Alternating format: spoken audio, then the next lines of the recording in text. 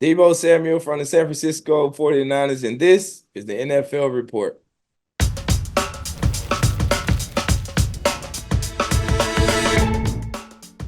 Debo looks real relaxed, Steve, just sitting there chilling as we enter the divisional round. James Palmer, Steve Weich with you on the NFL Report. A slammed show today. All-pro quarterback from the Chiefs, Trent McDuffy, joins the show. Former Falcons general manager and former Patriots scout Thomas Dimitroff also joins the show. Baldi's favorite films, breaking down everything you need to know, Steve, in the postseason, as well as Judy Batista telling us everything we need to know about Bill Belichick to the Falcons? This is weird, though, Steve. This isn't where I normally see you. What's going on here? No, I mean, I'm in my hotel room over in Honolulu, JP. You know, there's no NFL team over here. But I'm, as you see right here, the Polynesian Bowl, which will be broadcast Friday evening on NFL Network. It is the greatest collection of high school football stars, all-star game. Dylan Raiola, the number one quarterback in the country, the son of Dominic Raiola, who decommitted from Georgia, right, to go to Nebraska where his father played. He's going to be the big highlight of the game. But some of the best players in high school football who are going to matriculate to the NFL. We've seen guys like Talanoa Hufanga, Puka Nakua, so many guys who've played in this game, Bijan Robinson, go to the NFL. So I'm fired up. I'll be on the call with Kanoa Leahy. But, JP, let's get to this wild card weekend, because the one thing you see with the remaining teams is kind of, if you have a healthy quarterback, he played most of the season, you had a good shot to get to this point. What quarterback matchup, because they're so good this weekend, really intrigues you the most? Steve, there is one quarterback matchup that we all should be focused on. It is the new Tom Brady versus Peyton Manning. It is Josh Allen versus Patrick Mahomes for the first time in the postseason on the road for Mahomes. I've covered this game. I think I've covered almost every single matchup that they've had. Outside of the one that Mahomes played up there in Orchard Park, it was during COVID, no fans there. So he is getting his first experience playing on the road in Buffalo in this game. Now, what I find fascinating about this is they are both just dynamite quarterbacks. But what they're doing right now with both teams I feel like it's the word resiliency, Steve. And that's not usually what you would think of when you think of the Bills and the Chiefs over the last couple of years. But that's where they're both at right now. What the Bills have overcome and how they've gotten to the spot they're at, as red hot as they are, with Josh Allen putting this team on his back at times and really going out there and carrying the Bills and willing them to wins. Patrick Mahomes, on the other hand, has been utilizing his defense, his run game. When I talk to coaches in Kansas City, they say his adaptability this year is the number one trait that has stood out to them in the eyes of Patrick Mahomes and what he's done differently. He has learned a lot to where it's okay, Steve, to take the check down, to flip the field, to punt the football in the postseason and protect it. A different mentality, but we talked about it on a previous show. Steve, could this be the formula for the Chiefs? That's why I find this fascinating. They're not playing like we've seen them both play in the past. And that's okay. And JP, the one thing that's not talked about enough, we talk about it so much with Josh Allen and Lamar Jackson, but Patrick Mahomes running the ball to move the sticks seems to be a constant trait in the postseason with this team. I love that matchup. And we're going to have Judy Batista. She'll be at the game in Baltimore this weekend between the Texans and Ravens. Talk about that dynamic matchup with C.J. Stroud and Lamar Jackson later. But, JP, how can I not go with my guy? Brock Purdy against Jordan Love. Of course. Come on now, a big Saturday evening game. Okay, I see the face. But here's why. Jordan Love of the Green Bay Packers is playing better than any quarterback in the NFL right now. That's a good argument. In the past 5 games, Jordan Love, 12 touchdowns, 0 interceptions. He's taking care of the ball. He's making plays, as you're seeing right here against Dallas, when he carved up, throwing the ball just 21 times in all kinds of different ways, from the pocket, rolling out. Now, he has not played a defense like the rested Niners are going to be throwing in his face. But if Green Bay can run the ball to somewhat of a degree like they've been running it, this could set up things very interesting. Now I got to go to my guy, Brock Purdy. Look, after that 4-interception game against Baltimore, he has played much more like the Brock Purdy that we know, that is controlled, that is from the pocket, and that is operating on time. He's not operating on time in this highlight right here against Washington. This is also a part of this game nobody talks about.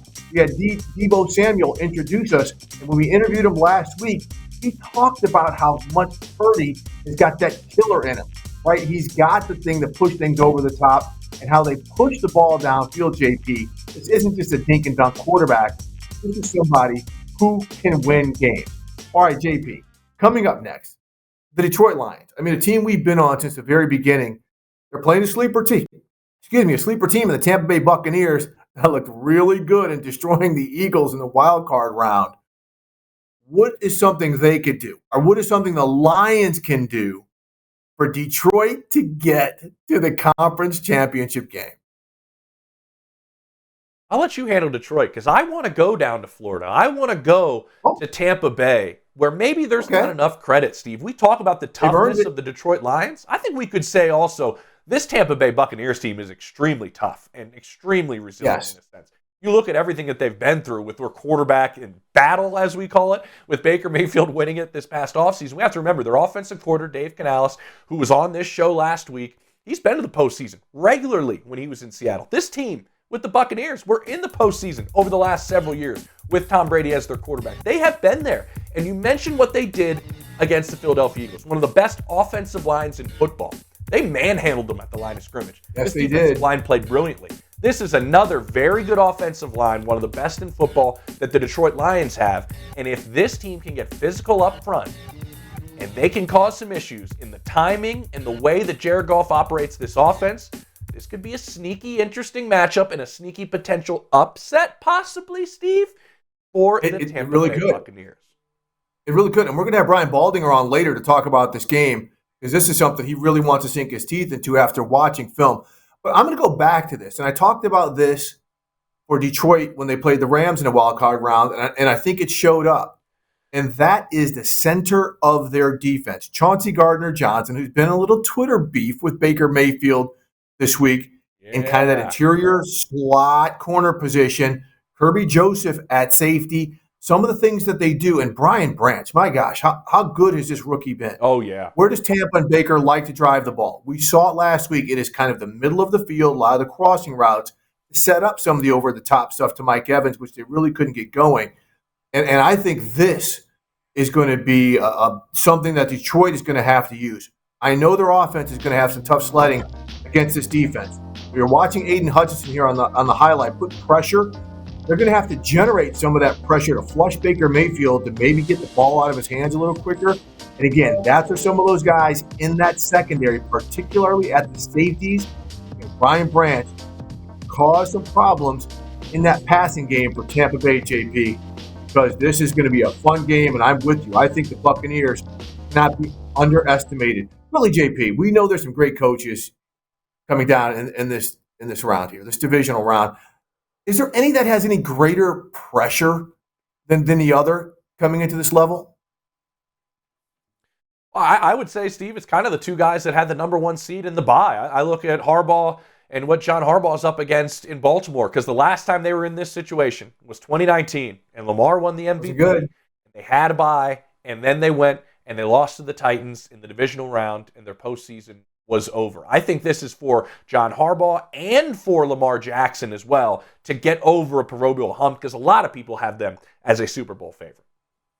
And I'm 100% with you with the number one seed. Kyle Shanahan, no one's going to doubt how great of a coach he is, but he's going to go down as a great regular season coach or a great postseason coach. And this is where, to me, the NFC is a very clear path for the 49ers. Yes, it's going to be tough for the Packers, but this is going to be a game they need to win and keep on rolling.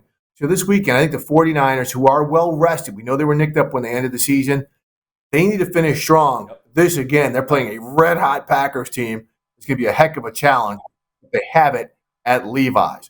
Well, JP, you know what? Coming up next, we just talked about slot corners, right? I talked about Brian Branch. We've got the first team all-pro slot corner. That's the Chiefs, Trent McDuffy, joining us.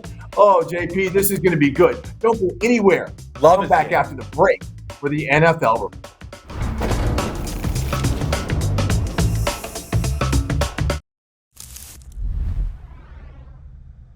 Hey, just like the Bahamas, huh? Hey, great job. Proud of you guys. make sure you have your cell phones. We'll let you know, when we're playing. All right. Make sure you take care of yourselves. If you're nicked up, let's get taken care of. We get ourselves back in there and get ready to go. How beautiful is this, man? How about those? Jeez. Gotta love it. Gotta love it. Hey, for real, take care of your body this weekend. Make sure you're ready to go next week. We ain't done. So, Chiefs on 3. 1, 2, 3. Chiefs. Welcome back into the NFL Report. James Palmer, Steve Weitz with you, and we have all-pro, Steve, all-pro quarterback of the Kansas City Chiefs, Trent McDuffy. Trent, I got to ask you to start off with this right here. What do you feel like the slot corner spot actually getting this recognition in the all-pro situation? Because on this show, we talk about slot corners being one of the most valuable positions in all of football. Yeah, kind of like you said, I feel like this slot cornerback position is definitely one that I feel like is starting to get more recognition because, you look at that, we do so much. We got to blitz. They want us to play the run game. We got to go cover the wide receivers, tight ends. They expect a lot out of us. So just getting that recognition, I always say, is a big blessing. And I think just goes to show just how much I've been able to help out this team and this defense. Well, Trent, congrats on that. And this week, your role, as we saw the first time you played them, is highly valuable because we know how they like to work the middle of the field with their tight ends to kind of slip Cook out there in coverage, but to also keep an eye on Josh Allen in the run game. And you guys bottled him up the first time you played. How much, or I'll put it this way, what is it like preparing knowing that he can slip out in the run game and you always have to have eyes on him while also protecting your duties in the passing game? Right, yeah. Whenever you play a quarterback that can throw it, run it. Josh Allen's one of those guys that can just do it all. It always adds just a little more dynamic challenge for the defense because, like you said, we can't just, as a defender, I can't just play my man and not worry about what the quarterback's going to do. And he's also just extending plays, which on the back end, we always talk about this plaster and just outworking the receivers. And, he's one of those guys that can just pose a problem on all downs, all field distances, and one of those guys that at all times you got to know where he's at. So I feel like he does a really good job at getting the ball out to receivers and, like you said, using his tight ends really well. And they've been efficient, especially after playing us. They've gone on a little run. So we know the advantages and disadvantages that they're going to bring to the game, and we're preparing for those. Trent, with that said, you guys are so versatile, specifically in the secondary, too, that you can move guys, play in different spots, and you can give so many different looks. With what you're saying about what Josh does in the run game, I don't give anything away, but you have the ability to have somebody spy him probably, and then that person can change spots. What is the advantage when you have to go against a guy that is dynamic in multiple ways like Josh Allen is, but you guys have the ability to have so many guys play different spots that you can kind of try to confuse him at the same time? Yeah, I think that's huge what you said. I feel like we have a group of players on this team that can really do it all. You got guys like me, LJ, Shamar Connor, who all play 3 different positions. Jay Reed comes down at dime, at safety. You got Willie Gay playing multiple positions. This defense is very unique in a way that everybody can do a little bit of everything. And when you play a quarterback like this, being able to throw off his timing with his receivers, being able to confuse him pre-snap is huge because when you just give them one look, a lot of these quarterbacks, they know where the ball wants to go.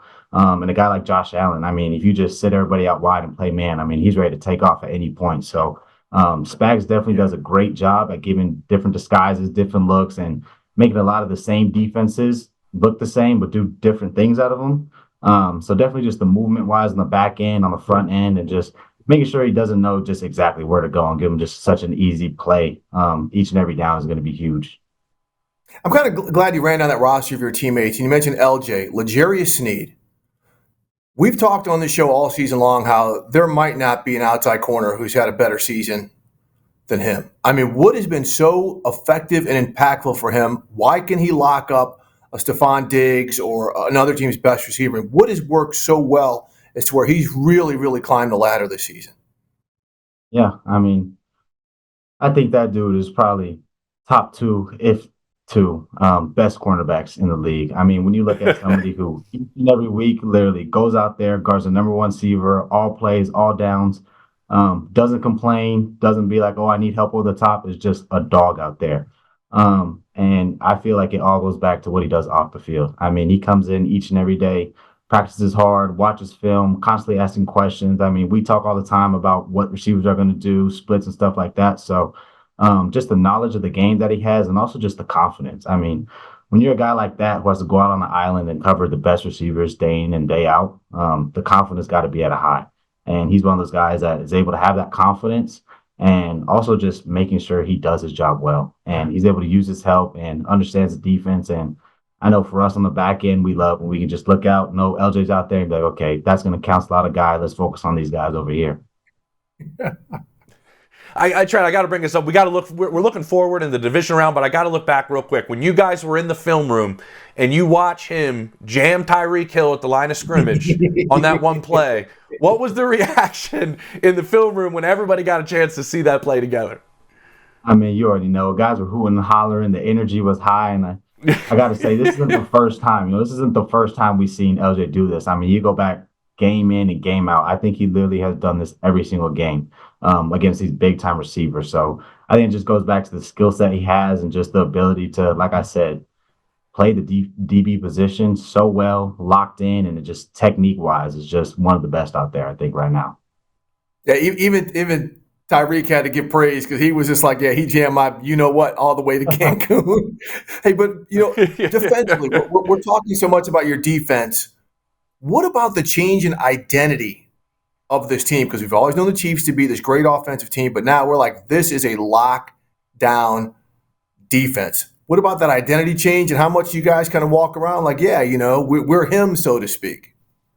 Yeah, I think it just goes back to our offseason and Coach Spags coming in and being like, we know we won the Super Bowl, but our play in the Super Bowl and how many points we gave up, everybody was like, that wasn't our best showing. So all offseason, training camp, I mean, throughout this whole year, Coach Spags has been honest about being consistent, about being relentless, about trusting each other. And I felt like just the communication, just the overall chemistry out there on the field is just huge. I mean, guys trust each other. Guys know where we're going to be. That non-communication that we can just look out and know what each other are doing, I feel like has been so huge for us this year. And I keep saying we're a defense that knows what our offense can do. I mean, we got Patrick Mahomes on the other side, Trav. I mean, our offense is explosive. And so being able to go out there, get down on third down, stop them on fourth downs, give the offense the ball in good field positions. I mean, everything we can do to help this offense go put points on the board has been a big thing for us. And I'm just happy that everybody around here continues to just keep working. There's never a game where we're like, we can be relaxed. We go in each and every week knowing that it's going to be a game. And everybody around here trusts each other and goes out and does their job very well. Trent, I'm curious to take us back to training camp. When you're seeing Rashee Rice for the very first time and you're going against him in camp where Andy runs just such a grueling camp up there at St. Joe. Like, did you see what's happening now back in camp going, he has the ability, if he develops something with Patrick, to be something? What did you see from Rashee in the very beginning? Yeah, no doubt. I mean, you look back at training camp, I know we battled for sure multiple times during training camp, and he definitely caught a few passes that I was like, whoa, those aren't easy catches to make. And he was doing it right out the gate. And he's one of those dudes that, like I said, this team has a lot of guys that just going out here and just working. They ain't got to say much. They ain't got to come up with excuses. They just put their head down and work. And he's one of those guys. And I'm really proud to see just the progress that he's made because rookie year, I mean, I know last year, it can be tough, especially Andy Reid's offense. You got to learn a lot of things, play different positions. And, man, he comes in, week out, and is consistent. And I feel like that's my favorite thing about this dude. It's just his consistency on the field has been huge. And now he's making big plays for us, which you got to love. Well, Tim, we got to wrap up. I'd love to have this conversation all day. But, look, we know you're going from one ice box last week in Kansas City to another in Buffalo. Want to wish you the best of luck. And thank you so much for joining us here on the NFL Report. I appreciate it. Thank you so much for having me. All right, thanks so much. Well, coming up next, the hottest team and the hottest quarterback, the Houston Texans against the Ravens. His playoff history, not so great. Judy Batista joins us next on the NFL Report.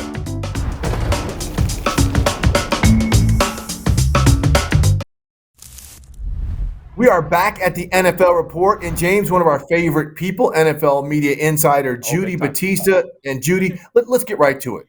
Bill Belichick is going into his second interview with the Atlanta Falcons. We've heard for weeks that this was a likely union it seems like it's getting likelier, doesn't it? It does. Certainly the fact that he's having a second interview and that there are going to be more members of the Falcons brain trust in the room for this second go around suggests, everything is pointing toward this. I wish we could be flies on the wall for an interview. What is an interview? A job interview with Bill Belichick? He's interviewing I them. sort of feel like he is probably interviewing them as much as they are interviewing him. But I think, getting more of the members of the senior management in the room is important because so much of this with Belichick is going to be about fit and structure and who's going to be responsible for what and what is his role going to be? How big is his role?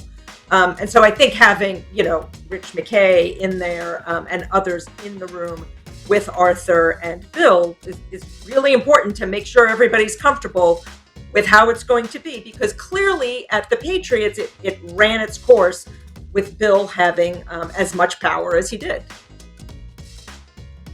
Judy, I'm upset that I won't give the proper credit to who tweeted this, but it was a great tweet after the first interview that somebody put out, like a scenario in the interview with Bill Belichick would have been Arthur Blank asking him, was there a time where you overcame an unsurmountable sense of adversity before in the past, Bill? Can you... Bill can say, yes, I can remember a certain time where I was able 183, baby. With what's happening in Atlanta right now, Judy, I'm curious if your thought is we waited to hear what was happening with Mike McCarthy and the Dallas Cowboys.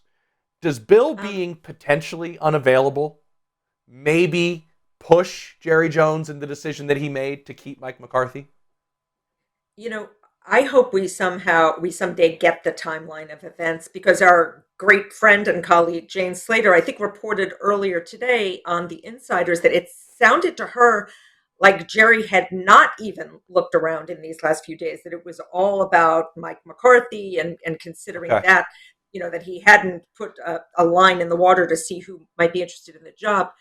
I'll just tell you this. I mean, I was in Foxborough yesterday for Gerard Mayo's introduction, and the conversation there was, how soon is Bill going to Dallas? I mean, that was just everybody's default assumption that, that Dallas would be open and that would be where Bill was going to go, because Jerry and Bill have had a good relationship over the years. So you sort of put those things together, and maybe it was never going to be put together. I hope we will someday get the answer to that timeline. But I agree with you, Steve, what you said earlier. We've been hearing for weeks that Arthur Blank would make a run at Bill Belichick. It was just a question to me of, would Bill want Atlanta? Yeah, look, I'll tell you this. Arthur Blank doesn't do post-game interviews in locker rooms. So that might be the thing that weighs the scale down. Judy, you talked about you were at the press conference for Gerard Mayo in New England. And this is somebody came up under Belichick. They're not straying far from the family. What was that like? Because he is also walking into one of the most difficult scenarios in terms of living up to that standard of the greatest who's ever done it. I thought he did a really good job of walking the line between being very respectful of Belichick. He was there as a player for him and he coached under him, and also making it clear he was going to do things his way. He is his own man. I mean, he talked about the things he learned from Bill about, the attention to detail and being game specific. And, you have to teach players, right? You have to develop players. You're a teacher. But he also said things like, I don't want to be in an echo chamber and I plan to knock down silos, which is clearly a reference to, when Bill had a tremendous amount of power there, had accrued a tremendous amount of power there. And all information went to Bill and came from Bill, right? So Gerard Mayo seems to want to have a more collaborative atmosphere there. He said multiple times, he's a rookie head coach. He hasn't even been a coach that long. He's not that far removed from his playing days. So he kept saying, I'm going to lean, there's a lot of people who are experts at things and I'm going to lean on them for their help. So certainly look, you could just see by the personality, right? I mean, he said he's going to smile more. Like, he's a much bubblier personality, but I think even on the day-to-day operations side, it's going to be a much more collaborative place. And I think they need that. He's going to need the support. Again, he's a rookie head coach and they got a lot to fix in New England. He's going to need a lot of support. Judy, I'm fascinated to see what Gerard Mayo wants to keep in place and what he wants to do entirely different. Those decisions are going to be just picked apart by everybody in New England with each one that he makes, which is a very fascinating situation for him to be in. Another one that we're keeping an eye on in terms of a potential head coach is, go ahead. Yeah. If I could just add this, yesterday they did not offer a whole lot of details about what the structure of the organization was going to be and who the offensive coordinator was going to be. So there are still a lot of big decisions to come about how they are going to function now that Mayo is there. Yeah, we're gonna look at every single angle. How about Mike Vrabel, Judy? We were hearing nothing about one of the best head coaches that's available. Maybe in some people's eyes, the best head coach that's potentially available. If you look at what he's accomplished and his age and what he's done, we weren't hearing anything. Now we're finally hearing that Mike Vrabel is taking an interview with the Chargers. We know that prior head coaching experience is high on their list. They've been clear about that. What's your thought on Mike Vrabel and his future in this head coaching cycle? Because it is very interesting where he could potentially land or maybe not land.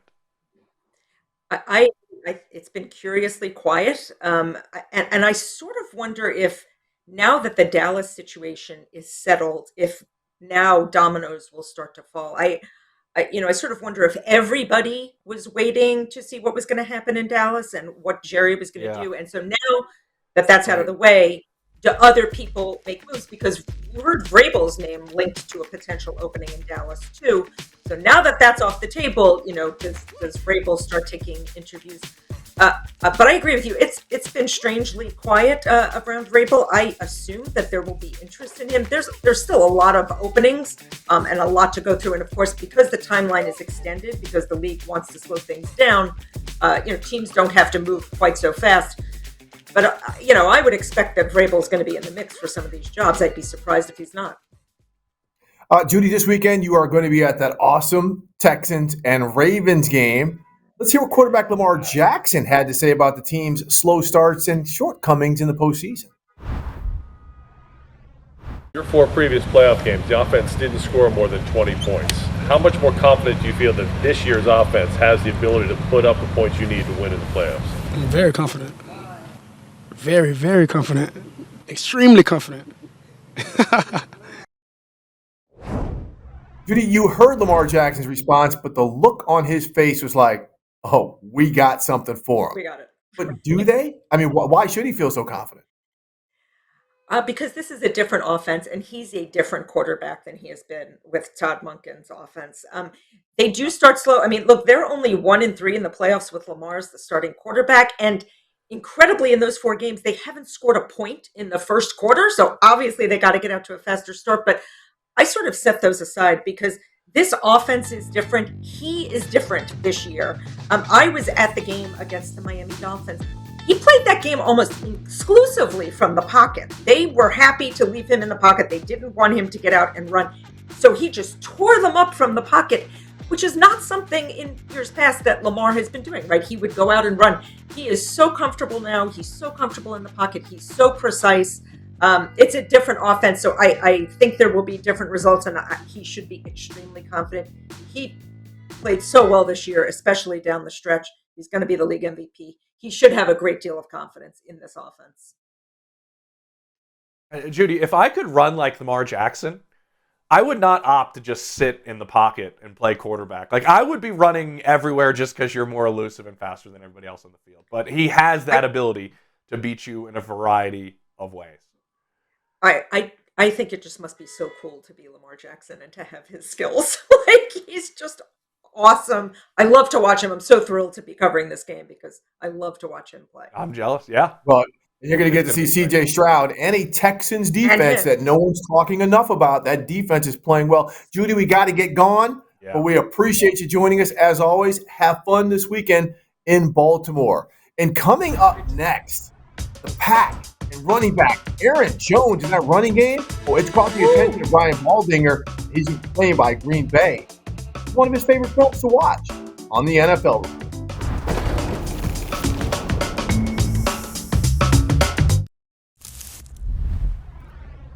Welcome back into the NFL Report. James Palmer, Steve Weich with you. And there was a piece of my soul, Steve, that was missing last week when we didn't have Baldi and Baldi's favorite films, my favorite segment every week. We didn't have it.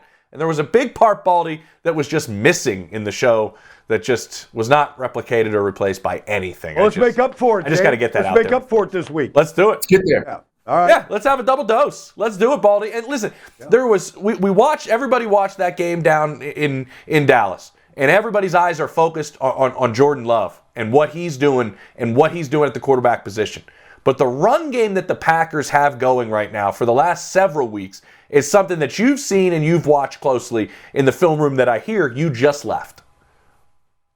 Well, Showtime Jones, Aaron Jones, is one of my favorite players in this league. I remember covering the kid when he was at El Paso. The 915. He always puts those numbers up. He's proud of his area code. But, he missed a chunk of the season, and his legs are fresh right now. And a couple things is, one, this guy doesn't miss a hole, all right? So his vision is unbelievable. And then the way that they run the ball. I mean, they're diverse. They use their tight ends. They use a lot of motions to get him singled up and to get him into space in a variety of ways. They can always throw it to him. He's an excellent receiver out of the backfield.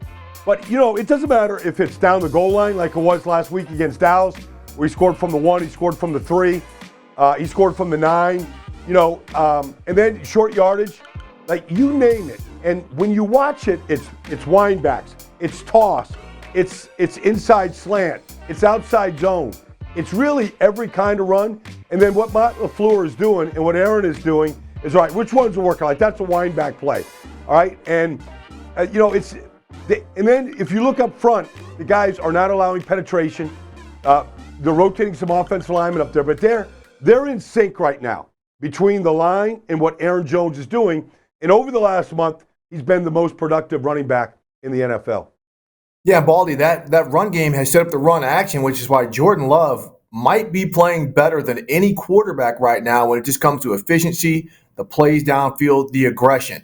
Speaking of aggression, Baldi, you just came out of the film room, and what the Tampa Bay Bucs defense tried to do against the Lions when they met earlier this year was pretty much medieval, except they came out on the back end of the win. Well, it's interesting, Steve, because we all watched what Tampa did to Philadelphia Monday night, and it was blitzkrieg. I mean, they blitzed Jalen Hurts every which way you can, and it was effective. But I was thinking, okay, well, let's go back and rewatch Week 6. Let's see they blitzed the very first play of the game, Steve. They came after Jared Goff. On third downs, they had great success. I mean, it was a 10-3 game at halftime now, and the blitzing was a big part of getting off the field on third downs. They blitzed the run, Steve. It wasn't just a pass, but they blitzed the run. They blitzed them on 3rd and 1. I don't know where Todd Bowles comes with all these combinations, but when they come, like, there's no hesitancy. They hit that thing, like a bat out of hell, and they're good at it. And so I'm sure Detroit's spending a good chunk of time in preparation for this game on the blitz and their blitz pickups and their packages and how they're going to try and keep these guys from affecting Jared Goff in the pass game. Well, let's go to another team that blitzes just maybe in a more creative, fun way than anybody else in football, and that's Steve Spagnuolo's group with the Kansas City Chiefs. We just had Trent McDuffy on the show, and Trent was talking to us about his responsibilities in the slot, not only worrying about 2 really good tight ends, worrying about a really good slot receiver, the pass game, how his eyes have to be focused on Josh Allen and in the run game, and Josh specifically running the football as well in the middle of the field. What does this defense need to do with the Kansas City Chiefs to limit what Josh Allen has been able to do over the last several weeks, which is essentially be their run game? Well, so it's interesting because when you go back and you rewatch Week 14's game, they had a real package designed to contain Josh Allen. And so it was a variety of ways. I mean, if you put Chris Jones one-on-one with anybody in this business right now, he's going to win. But in certain rushes, He wasn't trying to win. He was just trying to push the pocket and keep Josh Allen on that postage stamp behind his center, Mitch Morse. So they did some of that. They did a lot of 3-man rush, and then they spied Josh Allen with Willie Gay in that game. And so Josh Allen would see the 3-man rush, feel it, exit, go try to break it, and then here comes Willie Gay, and it pressured him so much one time that he threw an interception as a result of it. Now, he had 8 runs in that game, 32 yards. They did have the one touchdown run, was kind of like a massive rugby play where they just pushed him across the goal line. But I thought they did a good job of keeping Josh Allen from breaking the pocket and doing what he did against Pittsburgh last week when he went 52 yards to pay dirt. And so I'm sure Buffalo is anticipating something like this to happen again and how they're going to counter that if there is the 3-man rush and the spy or some other combination that Spags comes up with. They've always liked this, though. You know, you had Trent McDuffy on, L'Jarius Sneed, Watson. Their corners, they blitz their corners more than any other team in the league. And one of the reasons why they do is it gets speed to the quarterback faster than somebody that's actually pass rushing. And so he gets quick color, quick athlete onto Josh Allen, forcing him into making a decision. Stay, throw, try to shake him off. They've had success in the playoffs against Josh Allen with some of those corner blitzes that you were talking to Trent McDuffy about. Hey, JP, you could tell Baldi was just coaching down at the Hula Bowl because he's using major football vernacular, like get quick color on that quarterback. Great. Ball out of his hands. I freaking love it, Baldi. Yeah. Hey, Baldi, a team that doesn't blitz a ton that we've seen lately, but is probably more effective than any team in the NFL is the Ravens, right? I mean, they get the rush with their guys up front and their zone defense in the back. Now, they're playing the Texans and the red-hot C.J. Stroud. How do you see the combination of what the Ravens do impacting how well the Texans are functioning? Well, I mean, they play a matchup zone, Steve. Now, other teams play it.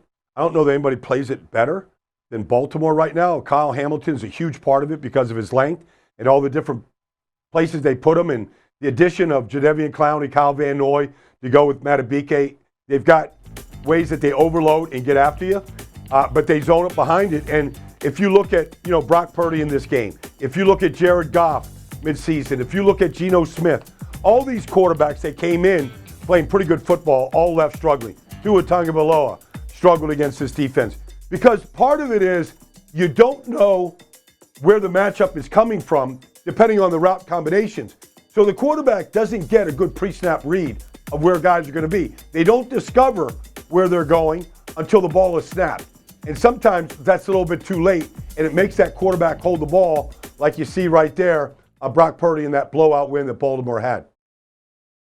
All right, Baldi, we got to let you go.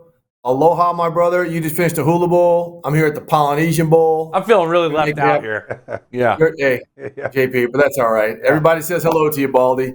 All right, man. Appreciate you. Okay, Coming thank up you, man. next. Yep. Bill Belichick taking a second interview with the Falcons. Oh, we're going to be joined by somebody who worked for that organization and for Bill Belichick. Former Falcons GM Thomas Dimitroff next on the NFL Report.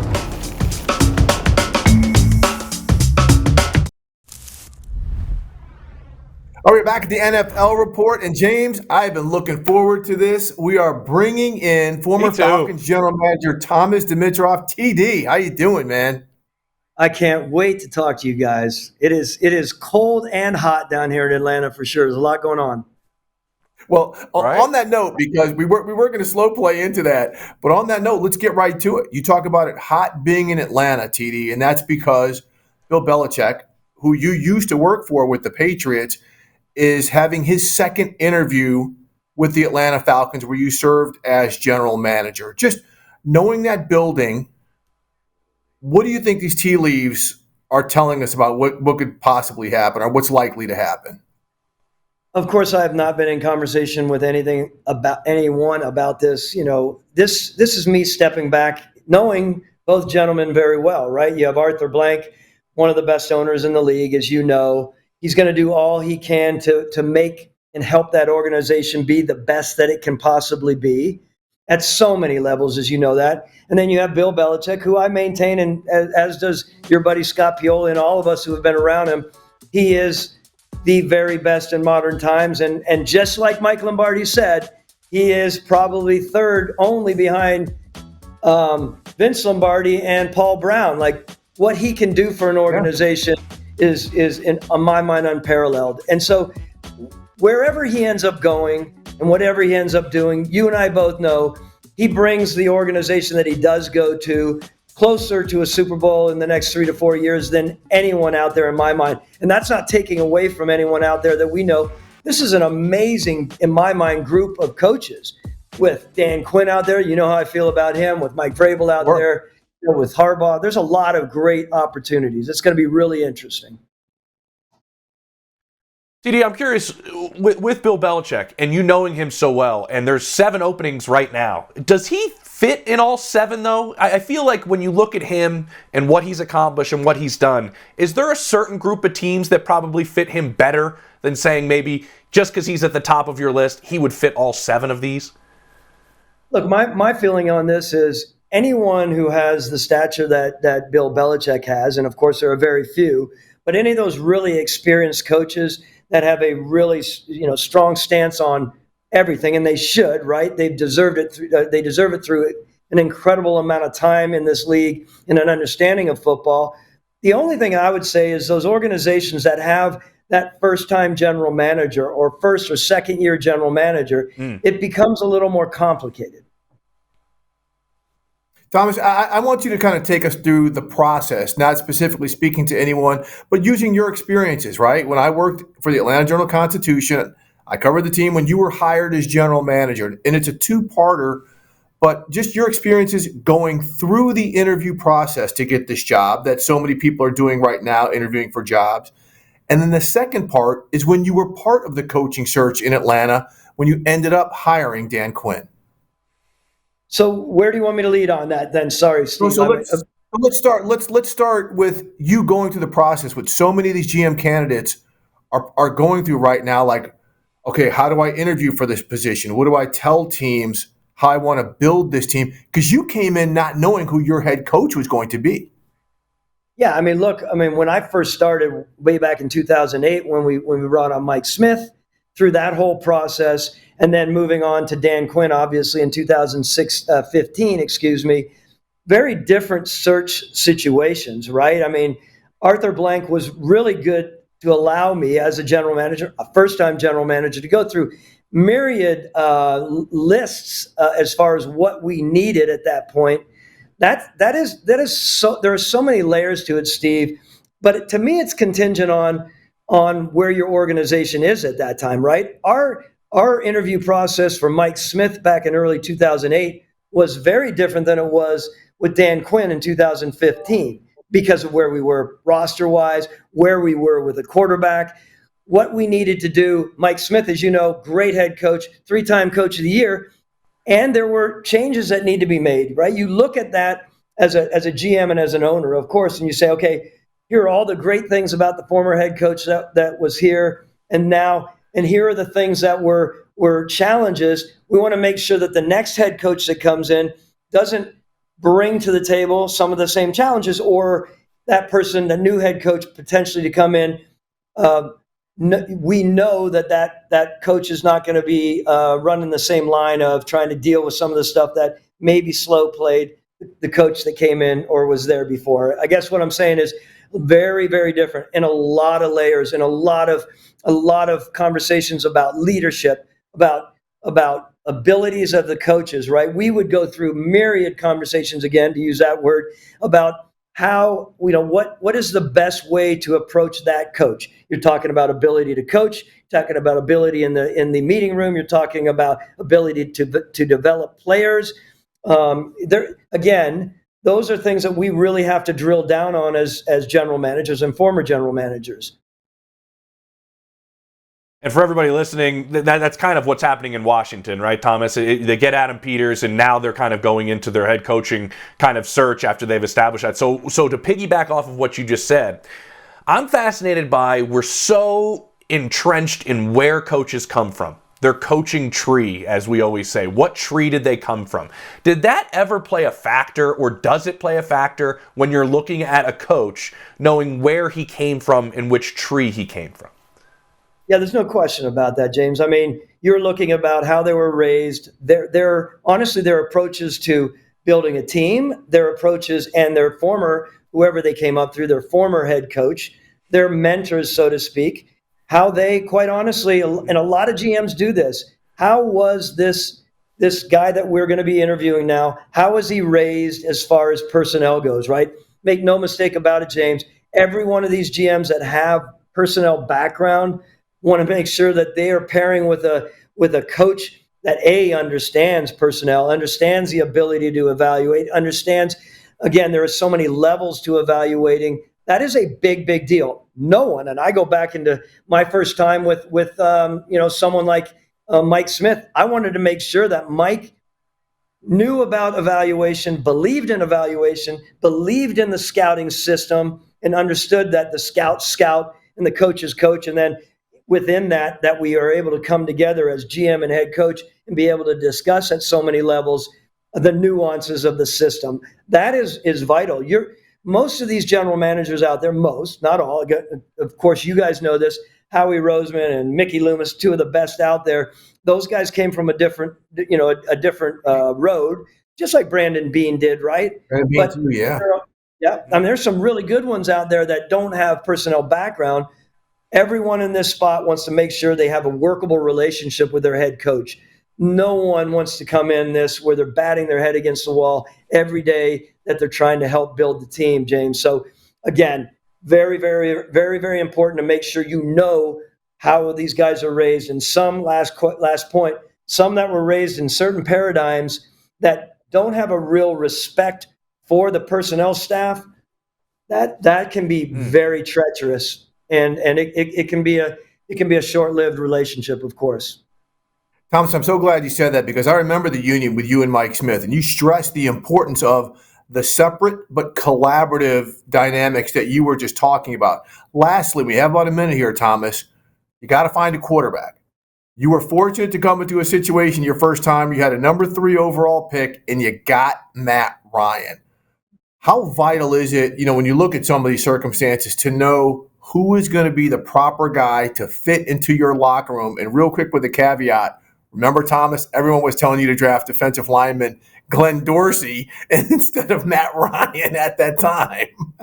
There was a lot of that, as you know, in town, and we won't mention some of the names, but yeah, look, I mean, anyone, even a head coach, a GM that potentially could be coming into a team, one of the main things we're looking at, of course, we're looking at who the ownership is. Make no mistake about that as well, gentlemen. If you don't know the owner, at least have a grasp of what the owner is and their approach, that's a big deal. Now, when you're a first-timer, you're open. We always used to joke about this. You're open to say, like, I'll work anywhere. I could do anything with anyone. Just give me the opportunity. And as you get experience, you're a lot more particular about that. That's one thing. Of course, the quarterback is massively important. Not only that the quarterback might be there, but that the quarterback is within reach, that there's a potential to get a free agent, or equally important, that you are in a draft spot that you know that you might get one of these top 5 this year. If you're 22 coming in or 18 and you're going to have to move up and sell the farm to get up there, that's a little bit different when you're talking about making sure that you get the right quarterback to build around. All right, so I got to squeeze this one in, Thomas, because this is what I'm fascinated about. Look at the Bears, right? They have what some people believe is their quarterback, but they also have the number 1 overall pick. How would you, kind of looking at that from an outsider's perspective, kind of look at that spot that Ryan Poles is in right now? And is that a very difficult spot? Would it be a fun spot from a GM perspective? What is he dealing with right now? It's a lot of sleepless nights, I'm sure. I mean, there's an element of excitement about it, right? To know that you are in such control and have the opportunity to continue to build. Yes, I think it's a great spot to be in. Remember that pick was not on Ryan Poles, right? We know that. Not that it's whether it worked or not, but as again, general managers, normally you want to stay with the quarterback that you picked and you brought in. Of course, yep. Ryan Pace, who I have a great deal of respect, he was the one who actually drafted him. So, who knows where he ends, his former quarterback ends up. But great spot to be in if you're Ryan Poles, I believe. TD, absolutely great stuff. I mean, this, we try to enlighten, and you just really, really open the bandwidth of some minds here with some of these topics. Brother, we appreciate you taking the time for us. Hopefully we can get you back on here again. Love to be back. Anytime, gents. Love it. Don't forget, Every Monday, every Thursday, 7:15 Eastern on the NFL channel, also on Tubi, Roku, Peacock, the NFL Report, also a podcast, also on the NFL's YouTube account as well. We're going to be back on Monday and Thursday of next week, recapping, Steve, everything that went down in the divisional round. I'll be doing it from Buffalo. How about that? That's sweet. I'll be watching from Honolulu.